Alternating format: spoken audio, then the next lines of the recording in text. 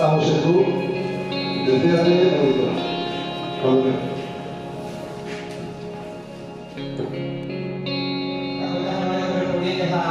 Al ejercicio 2017, que se corresponde con la campaña del año 2015. En cuanto a lo que es el activo, hay dos cosas que se diferencian de lo que vamos hablando. Por un lado, el activo no corriente, que es todo aquello que permanece en la cooperativa durante un ejercicio, durante más de un ejercicio económico, es decir, todo lo que fuese a largo plazo. Y por otro lado está el activo corriente, que es todo lo que permanece en la cooperativa solamente durante un ejercicio económico o un económico. Son inmovilizado intangible, inmovilizado material, inversiones a largo plazo en empresas del grupo y asociadas, inversiones financieras a largo plazo y activos por impuestos ficticios.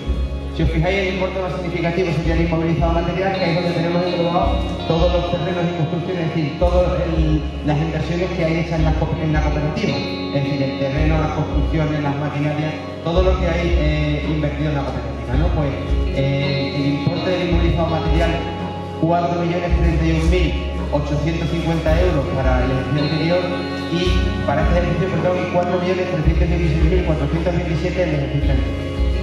En inversiones a largo plazo en empresas del grupo, pues 2.283.609 y el año pasado 2.439.108. Con este ejercicio, 543.407 euros y el ejercicio anterior, 485.000.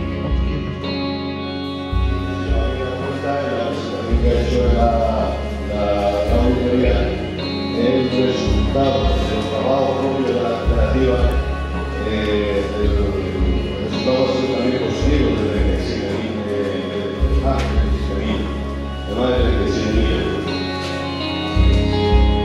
La cifra de negocio, aunque la auditoría nos obliga a sacar lo que es el movimiento de la sección de crédito de esta cantidad, yo creo que es importante que sigamos conociendo cuál es el movimiento de la sección de tabaco, que ha pasado del 30% que tenía el año pasado,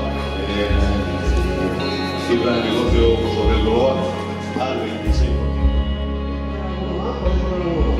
Saldrán todos y los otros serán sorpresas.